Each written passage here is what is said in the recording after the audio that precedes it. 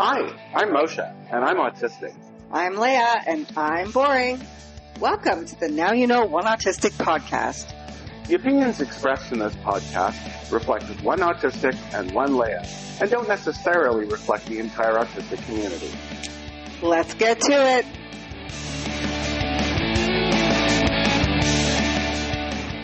Hi, Moshe. Hi, Leah. How are you, honey?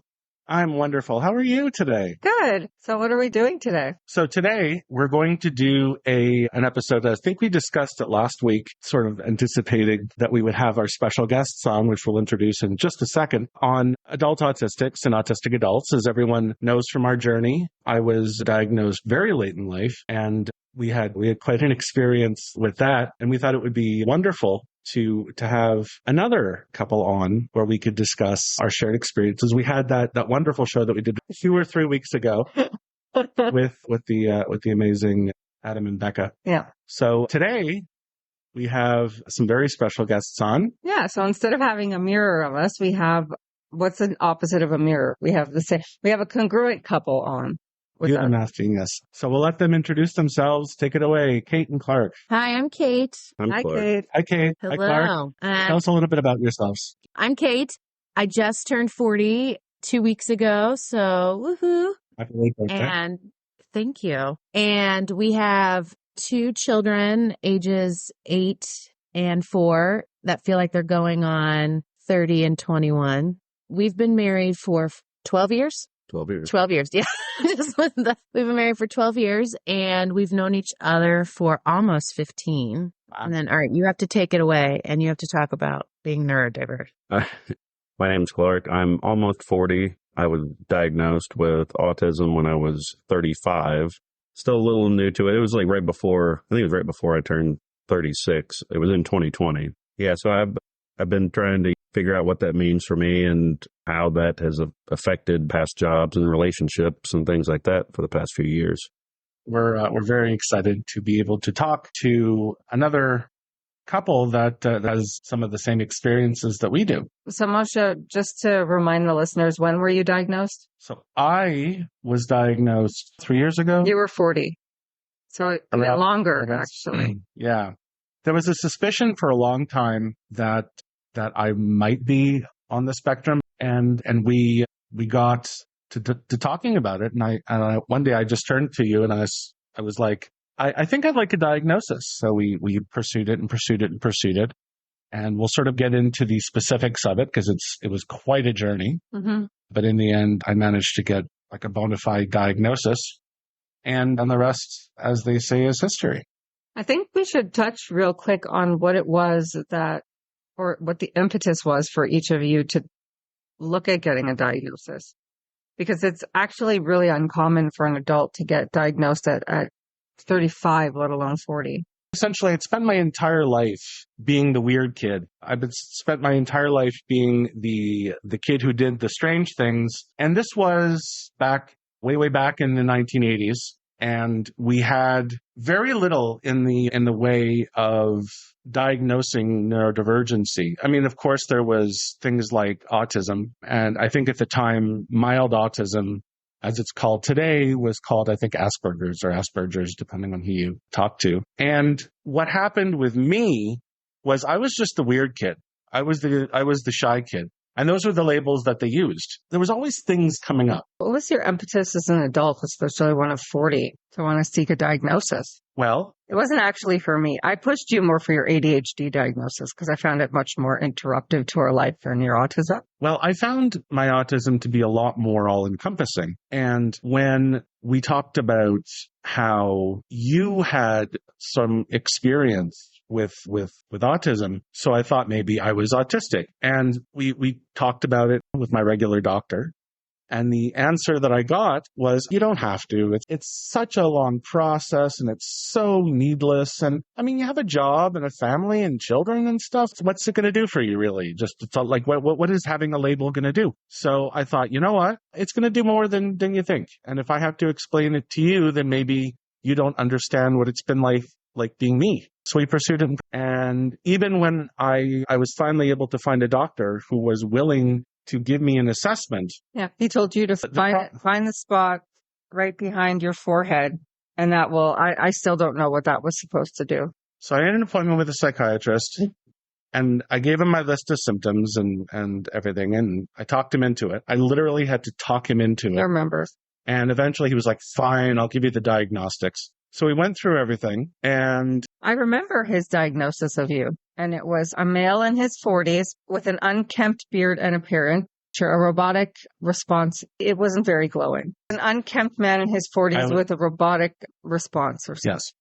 So I said, all right, well, that's a great start, I think, because you really want a doctor who's going to rag on you. And we went through the different things, and he kept telling me, I don't really know what you want me to do with this. But if you want me to say that you're autistic, then bam, you're autistic. And I said, wow, thank you very much for that. And I said to Leia at the time, I said, it's kind of like going to your fiance and saying, so you want to get married? I guess we could if you really want to. Kind of. It's very unromantic, but it's like, wow, you just got a diagnosis that answered all of your life's questions. And you practically had to twist my arm to do it. Mm. But it did. It was very emotional for me because we ended up being like, wow, I guess this is something for me. And it meant a lot. They kept asking me. They kept saying, what does it matter? I don't think I'm a good one to answer that. It didn't matter to me. Because when we first got back together as adults, he said, I think I'm autistic. I said, yeah, that makes sense. And we just moved on with life. We didn't do the diagnostic or anything.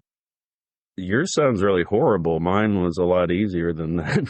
I don't know if it was a product of the pandemic on why it was easier, but that's why I went to get assessed, because I think before that, we were, you go about your normal life and you go off to work and you're home for, just a little bit, a few hours that you get to spend together. But at that time we were spending every minute of every day with each other. I think part of the stress of that, the dysregulating part of like, that's a completely different life and change in daily activities, but also the fear and all those type things. I think that combined with being together 24/7, the ratchet upness of how I was feeling, and then being around Kate all day, then she kind of pressed me like, is there something else? At one point you'd seen something and it was like, what type of disorder was it? Nonverbal learning disorder. Yeah. One of my best friends had that, and I think you were diagnosed with that as well. I was. Yeah. It's a generalized, you're probably autistic term. Yeah. We have really strong beliefs about that. It's like pre-autism. Yeah. Like, you better be careful. You might be pre-autistic. You might have to alter your lifestyle. And I also think like adjustment disorders make it like that's your pre-autism diagnosis. Anything that really has to do with any learning disability, any global delay, any language, anything is usually kind of a pre-indicator. They're dipping your toe. Yeah. So then I just, I made an appointment and went, and I was kind of shocked at how quickly the psychiatrist, just talking to me, he was like, I don't think you have that. I think you're autistic. I don't think you have the nonverbal learning disorder. Did they give you the ADOS and all that, like all that paperwork to fill out? And then did they give like Kate all that paperwork to fill out? No. Canada's really strict. They interviewed me. They interviewed you. Mm-hmm. It was like a double, are you sure that all of these things? 'Cause he's talking a lot about things. What do you think? What an exclusive club. Yeah. No, in Canada. Yeah, they let you into the diagnosis here a lot easier. She was like, yeah, you look and sound like you're autistic. I'm like, thanks. Yeah. I appreciate that. I mean, that was nicer than Robot Man, but essentially that's what they were saying. Unkempt Robot Man. Yeah. He's like, you're not looking at me and you're not. And I was like, okay. But, all right. So then you were autistic. How did the diagnosis make you feel, Clark? It was kind of weird. It made made a lot of things make sense, but at the same time, then it was like, well, how do I go from here? And then I think besides learning how to cope with things, like for my life, the biggest thing externally is like, who do I tell? Do I tell somebody? It almost felt like, because there's a huge stigma attached to it. I don't know about it in every country of the world, but even the other day I was talking to a friend and we used to work together, and he was talking about someone. He was like, oh, were you there when that autistic guy worked with us? I'm like, in my head, I'm like, me? I'm like, no. And then I was like, he's not talking about me. I was like, no. And then he went on to talk about it. I was like, so yeah. So I think that it's almost like realizing something about yourself, but then also, I don't know what to liken it to, but it's like, who do I share this information with? Do I? And I had I can't remember if it was a counselor who was like, you might want to be cautious with who you tell, because some kind of like a paranoid thing with them. They were like, if you tell someone, they may try to use it against you in whatever way, that you're not understanding, or, try to, twist things and manipulate things. I was like, oh, okay. So that shouldn't be true, but it is true, unfortunately. Moshe and I always discuss most of the time before he discloses to somebody that we know mutually, because he's like, should I? Do you think it would be a good idea? Is it necessary? Because the last person you disclosed to is actually one of the managers at work, and she ended up handling it very badly. She did. Complained about him sounding deadpan or something. And then he said, well, listen, I'm autistic. Sometimes I can't always mask. And then she took that as an opportunity to pull him aside and explain literally everything like he was a 2-year-old. Moshe, you have to stay in the chat. Moshe, can you ask me intelligent questions, please? To the point where he had to tell our boss, like, right, I'm an adult, you can't talk to me like that. And we talked about it a little bit, actually, with Adam and Becca, is that for whatever reason, a lot of people, even like these days, they hear the word autism and they start thinking of the R word. And that is always something that is going to come up. And that happens almost as an unconscious thing, where I received several complaints from my manager at work. And she said, you're always sounding so deadpan. You don't sound like you care. And you sound so bored. And you sound so unserious. And sometimes you say things that are not appropriate. So I talked about it with Leah, and I said, well, she didn't think I should tell her. Yeah, in my defense, I said no, because I don't think she's mature enough to handle it. But I told her. And based on that, she instantly decided that was an invitation to start treating me like I was 5. You were a project now. Now, Moshe, when you ask a question, you have to sit there and wait for the answer. You can't just go off and do something else. You know that, right? Now, you know that you said that thing. Now, I don't think you meant it that way, but let me let you listen to that and you tell me what you think and it was very patronizing, and it was very infantilizing, and it was like, I'm still an adult man. Like, you don't have to instantly see me as a 5-year-old. So he's excellent at his job. So you get promoted above everybody else. But it does seem to be like this woman thing where they get offended by your lack of, what's the good word for that? Tact? Yeah. I get offended by your directness. Yes, my bluntness. And then when they find out they want to like mom you, it's a really weird thing. Whereas men will look at it as a good characteristic. They're like, yeah, Moshe gets it done because he's direct. I try to disclose as little as possible for the same reason that you mentioned, Clark, because a lot of people, there is a stigma attached to it. In everybody's defense, the current diagnostic criteria only came out in 2015, just in time for our son to be diagnosed. So that's actually another thing that's pretty sad. When I was, I think, 10 or 11, my mother took me to a social worker, and she says he doesn't pay attention in class. He's always focusing on these little things. He'll sit by himself and like sift sand through his fingers and play with like blocks and whatever. And he never wants to take part in what's going on in the classroom. And they talked to me, and then they had the bright idea of saying, oh, you know what? You know what's going on, right? He's gifted. He's a prodigy. He's a prodigy. So my mom said, oh, well, that makes sense. And they sent me to a camp for gifted children. And I walked in, and there was this kid half my age doing calculus on the board, and this person quoting Shakespeare, and this guy walked up and asked me what my favorite philosophical theorem was. And I was just kind of looking around going, I like animals. Do you like animals? I like animals. Toast? Do you want toast? Do you want toast? I could make toast. My mom lets me make grilled cheese sometime. So after a few days of that, they called my mom and they said, I don't think he's gifted. And I mean, and then she was like, well, I don't know what's wrong then. I'd like to talk to Clark about that assumption that every autistic has a superpower. Like the autism comes with a super whatever. Yeah. So people will go around going, oh, what's your strength? Are you good at math? Are you good at math? And it doesn't make it any better that our son does have like a couple of autistic superpowers. And then Moshe's like, I have any. No. Where's mine? I'm unkempt robotic man. Right. Let's talk about reframing past experiences through your diagnosis. Let's start with Clark.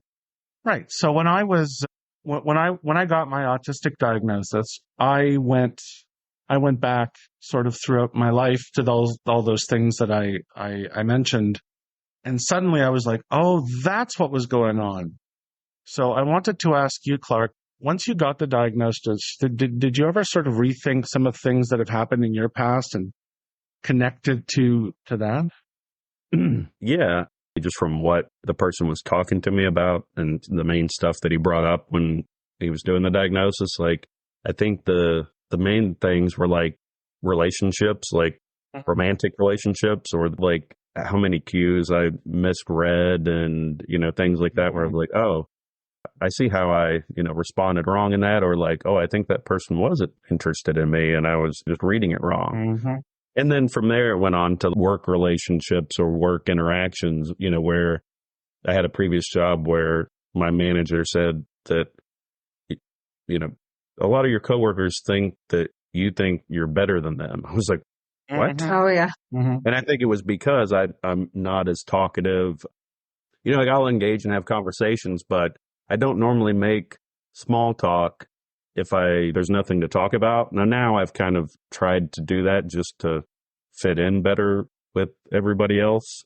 But at the time, I was like, why do I need to? I don't know why, but before I found out my diagnosis, I was like, why do I need to make small talk when there's nothing to talk about? Just stuff like that. Or just sort of going in and doing my job and, getting it done and going home and not having, Yep. friendships at work that carried outside of work and things like that. You struggle with that too. Work friends are work friends and you don't talk to them outside of work. And Yeah. It's not even necessarily because I don't want friends or that I don't necessarily like the people that I've worked with. It's mostly just it never occurred to me to ask them to do things outside of work.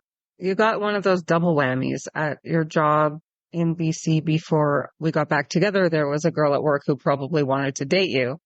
And you were like, she's a work person. She was just somebody that we talked all the time. She was in the next cubicle. We chatted a lot. And then it was just like, well, day's over. Bye. And that was it. Yeah. And that happened a lot. I know. I remember even when we were together going out, this was before we had kids. I don't even know if we were married yet, but I remember we were at a bar and this woman was definitely flirting with Clark. And I knew he had no idea that was what was happening. So I just kind of let it play out. But she was touching his arm and they were talking about business. And Clark was like, great, someone to talk about business with. And was so excited. And then, she eventually walked away and I, of course, giggled. And Clark had no concept that he was being hit on and flirted with. There was this girl, she was very drunk and she was like this close to his face and just, he was like, I don't know why she was blowing alcohol in my face. And I'm like, okay. I know. So I just let it happen because he has no concept of what is happening. Yeah. And it wouldn't even occur to me. So it was just like, weird girl is touching me and stuff. Yeah. Weird girl touching me. Like, that's how you would feel too. Yeah. So Kate, actually, now that you brought up sort of before times, it's always interesting to me meeting people in my same situation because I went into this sort of eyes wide open. I knew Moshe when we were children and teenagers, and then we parted ways for a while, and then we knew each other for a while as adults and then not, and then we were together. But as children, there was no doubt in my mind that there was something up with him. And as an adult, I came into it with him going, yeah, I'm probably autistic, and me going, yeah, that made sense. So when you first got together, like those things that annoyed you enough for him to check them out, did you not see them or did they not bother you enough because you weren't together as much? Or was it just like one of those rose-colored glasses things? And I'm not asking to be insensitive. I'm genuinely like interested because your experience tends to be more often than mine. These women end up married to this autistic guy and go, oh my God, he's terrible. What happened? And I'm going, how did you not know? Like, how did you not see? I mean, I think my rose-colored glasses have gone off, and now I think everyone is autistic. And I just, I'm now on the opposite where I think everyone is autistic until told otherwise. But it really was the pandemic of being together 24/7. We'd always had our fights where he never seemed to understand where I was coming from, because I'm very much an emotional person, and I talked from an emotional standpoint. And in the moment after we fought, I was like, "Oh, he gets it. It's going to be great, and everything's going to change." And then Oh yeah. we have the exact same fight again. And we've been on and off in couples counseling since we did premarital counseling, and we just kept it because we both come from broken homes. And so we thought that we're going to outlive this and we're not going to repeat our parents. But was it couples counseling or during one of your counseling where they asked if we spoke different languages? My counseling, it was before we were married or engaged or something. And I was going to counseling because of stuff from my childhood and deploying to Iraq twice. I thought my biggest problems at the time were, but I was going to deal with stuff like that for myself. But then they were asking about my relationship. And I think just by the way I was describing it, that we weren't understanding each other. We were, talking to each other, saying these things, but we were not understanding each other. They were like, well, is English her first language or something like that? Do you natively speak the same language? Maybe is what they said. I was like, yes. Yeah. So, and they were being metaphorical. Yeah. And I guess having not met me, we've always been great communicators, but when it comes to emotions and feelings and things like that, that was always our big barrier. And so identify very hard with that. Because if you don't have the autism diagnosis, and even afterwards, if you don't have the communication skills and the understanding of the intrinsic skills that they don't have, it's very easy to put a moral characteristic on it. Like, oh, he's not nice, or he's not a good partner because we keep having the same fight and he's not listening. No, he's not understanding you. But that's work. That takes work on both sides. So when you said that, I identified it right away, because I'd be like, I feel so about, and he was just like, I'm sorry and I love you and I'll do anything, because he just wanted the screaming to stop, but he didn't understand. So we have the same fight. Right. He'd always say the thing I wanted to hear, but he wasn't actually processing it to change. Yeah. But I'm extremely stubborn and I'm extremely logical. So I'll be like, well, if you didn't mean that, why'd you say it? Mm-hmm. And that would lead to literally going all the way down the rabbit hole going, you don't know, do you? And he was like, no. And then we would be able to sort of build it up. Yeah. From there. And I think we still struggle with it, especially when I get very emotional. But I think, I don't know, every day we work on it a little bit more. I know our fights don't seem to last as long now. Yeah. That's really good. Yeah. That's very good. Us too. We enjoy doing this podcast because we're not from the perspective of experts, or we're done now, or we're on the other side now. We're still working on things. And your experience that you just discussed, definitely resonated with me for sure.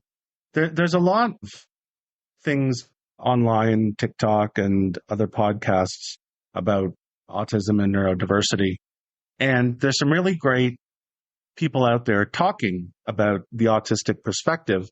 But based on our own research, there's really not that many people who are autistic who are able to say, you know what, I actually do need to work on myself, and I need to change some of the ways that I perceive things in order to be better at communicating and better at understanding and better at empathizing. And as you like to say, theory of mind. We had this great conversation. We watched another guy's video, which was, again, technically correct. So like I said to you earlier, Clark, about technically the world shouldn't be that way, but it is. Mm-hmm. So his video was technically correct by saying that it's incumbent upon autistic people to learn neurotypical culture, and that's not fair. And it is, but we paused the video and I looked at Moshe and I said, Moshe, if you moved to China and then refused to learn Chinese and then expected everybody to understand you, would that work? And he said, no. And I said, well, if you're 2% of the population and we're 98% of the population, then shouldn't it be incumbent upon you to at least learn our culture so you could fake it to make your life easier? And he went, yeah. And that was a really interesting sort of flipping that on its head conversation that we had. And I drew kind of a parallel between that kind of thinking, your thing about being in China and our experience here, and a lot of the other autistic advocates out there who are like, this is who we are, this is how we think, this is how we communicate, this is what we need, get used to it. And I said, that's not as helpful to the autistic community as you think it is. It's lovely and theoretically nice, but it's also never going to happen. Just like even if you move to China and learn Chinese, you're never going to be Chinese. Therefore, it's not going to take away your autistic versus neurotypical status, but it does allow you to communicate and function in the world. I mean, it's done with the best of intention. It really is. Because as you said, autistics make up like around 2% of the population, or around it. So there's definitely not that much understanding about how an autistic person thinks and what they need and their sensory issues and different communication styles and all that stuff. So it's very helpful to discuss them. Absolutely it is. And I'm not at all saying to anyone that we shouldn't be able to say, look, this is sort of what we're sort of experiencing. But also a lot of these like a lot of these videos and podcasts and YouTubes and TikToks and stuff, a lot of the comments say that's all wonderful. You're talking about some really helpful stuff about how to communicate with people with autism and how to relate to them and how they relate and parallel play and info dumping and all the catch buzzwords. But what are they doing to communicate with you? Like, what is your autistic friend or your autistic partner or your autistic coworker or your autistic, husband or wife? What are they doing to learn how to be better partners and friends and workers and people? Are they just going around demanding that everyone accommodate them? Or are they also, being told, great, I will make an effort to be more patient when I explain something to you, but you have to do something to better understand that I'm trying to do whatever. Mm-hmm. And that's what Leah and I have been working on. And that's what it definitely sounds like you guys are working on. And that's what Adam and Becca were working on. But there's a common thread here for Kate, for me, for Adam. We're all invested very deeply in somebody who's neurodivergent. So we're automatically going to try harder. But the world at large, it's a really scary place. Mm-hmm. It really is. And this is what we tell our children. The children know that their home is always a safe landing spot. And the realistic perspective is that at home, you will be loved, you will be accepted, you will be appreciated, you will be boosted. We will always tell you that you're amazing, wonderful, special children. But then when you leave this door and you go into the real world, you can't expect nothing from nobody because nobody's going to hand you anything without you earning it. You can't go, well, my mommy says I'm special, so you have to do the thing for me. We have great kids, but they understand that if they don't work at school or they don't, make friends or they're not nice to people, that they can't expect everyone to forgive them all the time. So what do you two do to bridge the communication gap? What are some of your go-to things? For us, it's really just me being extremely stubborn. In the best possible way. Thank you, dear. What do you think from your perspective? I think I've told you before, I don't do it all the time, obviously, but I try to think about things, whatever's happening in the day, and then communicate with you. So normally if something happened to me, like something was going on at work or whatever that was making me frustrated, I would just be like, oh, this is what it is, and I'm frustrated. And then maybe I'd come home and be frustrated, and then Kate would be like, maybe thinking it was about her. So I've been trying to communicate more in the moment and just tell her, so that I don't remember what day it was, I think, but a couple of weeks ago, I think I was at work and I text you about something being so frustrated and I'm, exasperated and whatever. That's a simple one. And then other than that, for me, when she does something that I really appreciate, most of the time I just be like, oh, thanks. That's great. But, I know she likes to hear more than that, you know? So I kind of have to like, it's almost like being conscious in the moment. I'm like, okay, what would make her feel good in this situation, you know, for me to say? And it's not that it's disingenuous, but it's like my gut reaction is to be like, hey, but, you know, then I'm like, okay, I bet, you know, she probably, you know, wants to feel appreciated. Yeah. You know, for what she did. It's probably good to say, you know, how helpful that was, or, you know, whatever it is. So I guess it's communication. So I'm just sort of like trying to think about how she would communicate with that, and then, you know, trying to give that back to her versus just giving her the way I communicate, which is kind of what I did forever. And I was like, well, this is good. You know, sort of like what you said earlier, like, well, this is good enough because this is how I communicate. And I said, I appreciate she did marry you. Yeah, I did marry him. Yeah. And I think, well, thinking about all that, like something like I do like to hear, you know, words of praise and words of affirmation that I'm doing something right. Mm-hmm. And that's hard for Clark because he's like, I already said it once. I don't need to say it again. And one thing that I've gone back and forth if it hurts my feelings or not, but is that in his phone, he puts a time and it says text Kate. And I, as a neurotypical, want it to be spontaneous. And he's like, oh, he's thinking about me and I want him to text me. Well, but that isn't, that's because I have a hard time remembering stuff. Like I have a reminder in my phone to like take my medication in the morning because I'll get distracted and rushed and run out the door and then be like, oh no.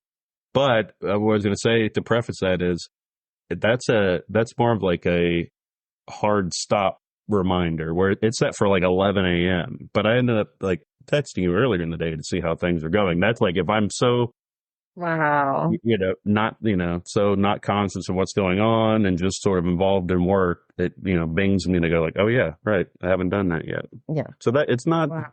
Today I feel that it's sweet. Sometimes I'm like, you just can't remember me, but No. So I'm going to tell you my perspective on this because wow, that hit me right here. And that is such an act of love from a neurodivergent person that he put you in his phone as a reminder. That means you're actually quite important to him to remember to text you, because this guy will just not text me for days if I don't text him sometimes. So that comes to my point of view on that was actually if I decided I wanted to be with this person, as a neurotypical and as a woman and as an emotional creature that I am, I had to give up a lot on the effortless romance, like the type of things that you see in the movies. Yeah, 100. And very much I had to be like, okay, so in this situation, you have to say these exact things to me and you need to stop doing this thing and you need to do this exact whatever. And it's not because he doesn't care. It's because he doesn't know. So yeah, you should put a reminder in your phone to text me. He's more romantic than you are. Oh, look, you got Clark. It's true, isn't it? Isn't that a really big sign of like love? Because It absolutely is. autistics show love in completely different ways than we do. We expect. What we do a lot of the time is we try to make up for some of the deficits that we identify in ourselves by creating checks and balances, which is why, you know, I started having monthly, biweekly, weekly reminders of every special event in our life. Yes. There is 3 weeks to Father's Day or 3 weeks to Mother's Day, 2 weeks to Leia's birthday, 1 week to Leia's birthday, 3 days to Leia's birthday. Because I want to constantly remind myself, not that I don't love her, but because I need to know that I got to be on. I got to do the things that I need to do. And if I forget and say, oh, I have another week, I might forget. So it's very important, but I do need to text you more. Whereas most women, you know, married to a neurotypical man will be like, oh, of course he's going to forget my birthday. This is yeah, of course he's going to forget my birthday. So if he bothered to put it in, that means it's important to him. You can't forget my birthday. No. You're pretty good about dates. I think that's your thing. Yeah. I can better to do things. That's important. That's a huge, like, how do I put this without sounding the way I'm going to sound? If an autistic even bothers to think about you or remember you, they love you a lot. Yes. That is true. Oh, I feel so special. Thank you. I'll keep him for a little longer.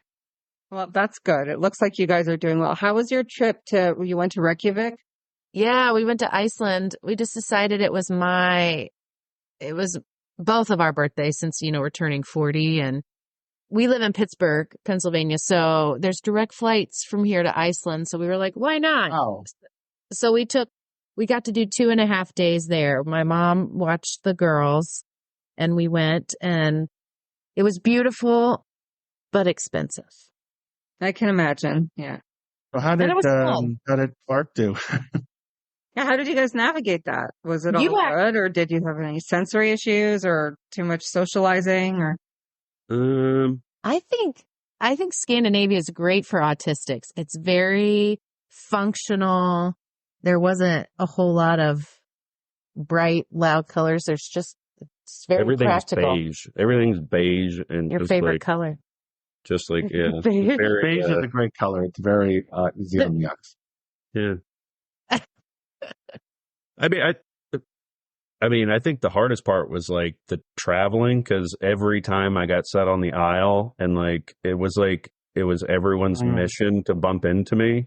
And so going there, it was hard to like go to sleep. And then after that, going home, I was just annoyed. I'm like, I don't know. I'm very cognizant of, sometimes I can't be clumsy, but I'm very cognizant of where my body is in relation to other people. And people are just like slinging backpacks and hitting me with their butts. And I'm like, what is wrong with you people? That was probably the hardest like sensory part and things like that. And don't go shopping on a Friday morning with us in Jerusalem, I'll tell you that. Oh, Yes. You hate. You're surrounded by autistic people. Yeah, no, for real. When we got here, Moshe said, is this a country full of autistic people? They're extremely direct. There's no pretense. They'll just walk right through you. Like, Everyone doesn't really want to do their job, and they make sure that you're aware of it. yeah. Sounds like here too. Like, But what do you want? I think it was good. See, I like to do a lot of things on a vacation, and Clark likes to just sit and lounge, right? Lounging is good. I like to lounge too. So I like to lounge, but I just like to do things without like a plan, like just sort of like, drive around or walk around and discover things where you're like, okay, we're going to do this thing, this thing, this thing, you have a list of stuff in your head. And yeah. So, over the years, we've tried to make it like half and half. mm-hmm. And so I've taken a step back from my planning, which is hard for me. But it was fun. There was lots of hiking. Clark said we did too much hiking. We literally hiked up a mountain for like 90 minutes. In the cold and the rain to sit in a hot creek. You went to some of the volcanoes? Yeah, see, so that would be a thing that you would love, and I would be the one going, we hiked for 90 minutes in the cold and the rain to sit in a hot creek. Like it would be opposite to us. I was the one that did it was a steady hike. And I was like, oh, steady. That means it's, easy. No, I think it was steady uphill. I think is really what they meant. It's like, no. Constantly They uphill. probably meant you didn't have to climb rocks or anything. Yeah, you didn't need equipment like picks and ropes, but you were. So that was rough, but we made it through. Very good. Yeah. So, that actually brings me around to executive functioning. How does that go in our household? So I still struggle with a lot of executive functioning, such as the prioritizing of different things or, knowing what to do when and how, and just the general array of constantly doing things. Leia calls me a magpie because I'm constantly cleaning things around the house, but I always forget where I put everything. Yeah, so he steals other people's things accidentally, but he'll pick up other people's things. And so inevitably all of everyone's stuff will end up in our closet because I'll just pick it up and then forget where I got it and then just put it someplace that I'll know where it is. So I have this shelf in the closet and somehow everything ends up there because it's stuff I picked up from around the house that was somewhere else. And our daughter is 12, so she's starting to need things like her anti-acne, washes and whatever. And she's like, where's my... She finds it in here and she goes, Daddy, just don't touch my thing. Just don't touch my thing. I tell her it shouldn't be on the floor then. Yeah. it's on the floor. It's going to end up in my closet. That's the bottom line. So yeah, we call him the thieving magpie.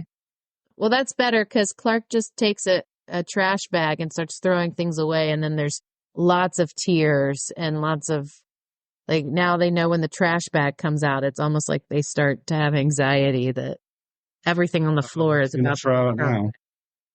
Well, what they don't know is I do that when they go to sleep. I just pick up everything on the floor and throw it away. I mean, that's kind of a good way to do it. Natural consequences, like I like to say. Yes. It's on the floor, it goes in the trash. The kids are starting to lose socks because if I find socks behind the couch, they usually get them at the garbage. Yeah, you sweep them up and throw them in the garbage. Every week before the Sabbath, we clean thoroughly. And if we find socks and things on the floor, they go in the garbage. Yes. And if she says, where are all my socks? I'm like, well, stop leaving them on the floor. Why do you take your socks off in the living room anyway? Take them off in your bedroom. That's what you have a bedroom for. Yeah. That's exactly. We have socks everywhere. I don't know where they go. I know. There's clothes everywhere, not just socks. Clothes. Yep. I mean, you have 2 little girls, that's going to happen. Yeah.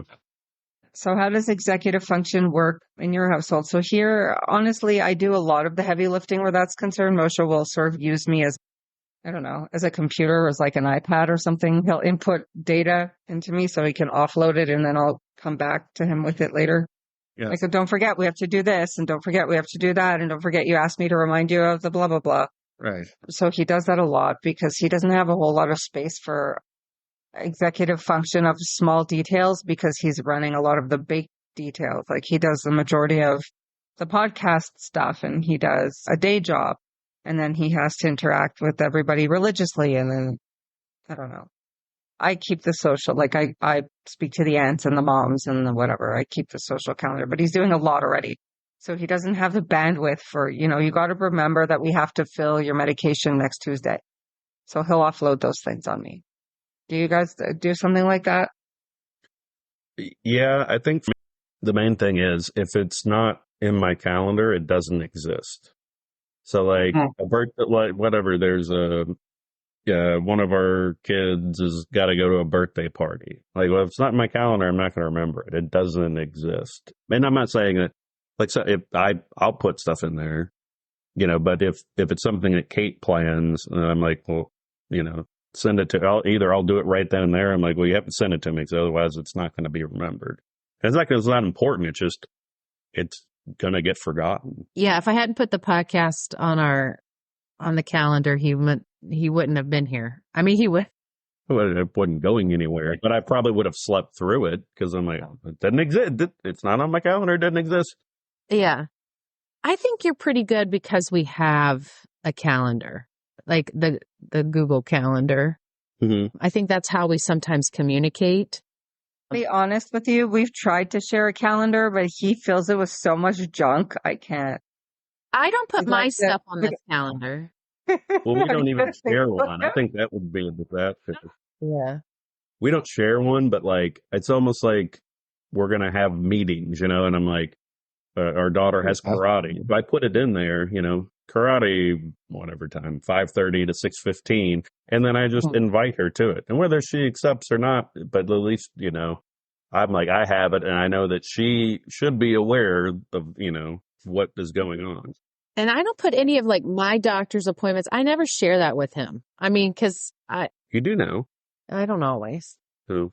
But You know. I think he overshares everything. But I know that that's just how he has to function. I'm the same way. But also when we get home, like it takes forever now for you to, like, if we're getting out the door, Clark then needs to do 5,000 things before we leave. As the three of us are waiting at the door for Clark, he's decided he's got to take out the trash. He's got to go sweep the floor. I don't know what you feel like you have to do before we leave, but I think that is an issue that you wait. Again, avoiding the infantilizing word because he's your husband and not your child, but you should start an hour before saying, okay, honey, in an hour we're leaving. Do you have anything you need to do before we're leaving? Okay, sweetie, in 30 minutes. Okay, honey, I'm going to get dressed now. Honestly, I do that. How would you respond when I talk to you that way? I don't know. You don't do it, so I don't know. Well, but here's the flip side of it too, is like, I'm ready, like physically ready. It's just more of that. I don't know if it's like an impulse thing or what, like wrapping stuff up, closing stuff up before we leave. But yeah, I mean, I think like I'm physically like dressed and ready to go. It's just more of a like switching gears to then like we have to leave. Yeah, I think that's what me preparing him is doing. It's starting to switch the brain slowly so he doesn't have to. Because again, it's not me infantilizing him. It's me literally warning him. Okay, so you're going to have to go in the cold pool. Start tiptoeing in. Don't push you in. So I'm like, okay, so I'm going in the shower now. Remember, we're leaving. So I'm getting dressed now, 15 minutes. Yeah, I've also wondered too if it's like a social anxiety thing, knowing that we're going out and if we're seeing people. Could be. Because I know in a previous podcast that I listened to, you talked about it was with coping mechanisms and like using alcohol and things like that. And that kind of resonated because Clark will do that. He's so fun when he's had a couple beers in him. He'll talk your ear off. Mm-hmm. Yes. And then he won't know when to stop, but he'll talk, I think the autistic brain is very interesting because it is equal parts too fast and too slow. And it affects the autistic brain a little bit differently. Not to say, once again, that using drugs or alcohol is a crutch, but it is fun sometimes when you have to enter a very stressful situation because it does allow functionality sometimes. But there are much more healthy coping mechanisms. We do have to say that for the record. Right. Clark loves his craft beer. Okay. I won't turn down a beer either. I also love craft beer when I'm not green and wanting to throw up a little bit. Right. Yeah. I know. I think otherwise, I mean, we do pretty good around the house of chores and things. We actually did just have, it wasn't even a disagreement, but like we have a cat that needs medication and Clark's the one responsible for giving it to him. And he waited too long to tell me because I'm the one that refills it though. And so we had to come up with a different plan. Like, hey, I need to know X amount of time, That's a good use for the calendar. It is. Yeah. It is. Yeah. I think that's... Moshe takes ADHD medication, which he ironically needs to remember to, take the ADHD medication so he could get more ADHD medication so he doesn't forget to take the ADHD medication. You see how that cycle goes. And we eventually just had to put it in a calendar because it was being forgotten all the time. Yes. Well, the good thing for me that I go through the VA for my healthcare, and they started sending text messages like, "You need your prescription refilled." So I don't even have to think about it now. That is I just so have useful. to hit why. Yes. So for me, I'm good. The pets, gotta put that in the calendar. Yeah. Right. So, neurodiverse couple on Instagram. Tell us about your Instagram. Well, I just started it pretty soon after you got diagnosed because I just was doing research out there and it was really for me as the neurotypical. I couldn't find a lot of stuff out there. There were a few things here and there that, being a neurodiverse couple, but there just wasn't a whole lot. And I just wanted to show that it's real and honest. And I know that the statistics out there aren't great for, couples to stay together, but I wanted to show, that it is a lot of work and that they're not crazy if they have hard days. Mm-hmm. And then also then there are the good days. And so I just kind of wanted to show, the real life. I'm kind of horrible at it though. I try hard, but then every time I do it, I feel like I go down this sappy route with it. And I know I kind of do it without Clark, but Clark's there to be supportive. So You do really good work because we definitely need to highlight more neurodiverse couples like Leigh and I and you and Clark and Becca and Adam and so many others out there to sort of, because I occasionally sort of troll the forums on various social media. And it really is quite sad to see how many neurodiverse people out there, men and women, are just looking for a connection and finding it so hard to find.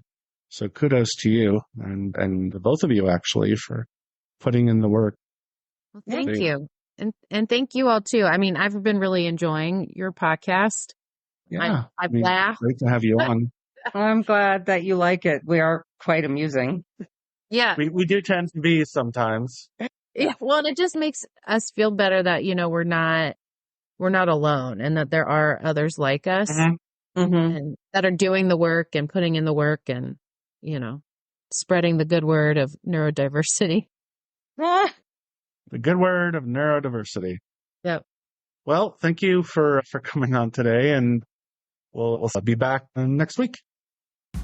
Well, that's our show for today. Now you know one autistic just a little bit better. So something you may not know about some autistics is that we often struggle with ending social interactions. So, Leah? All right, Moshe, I'll take care of it.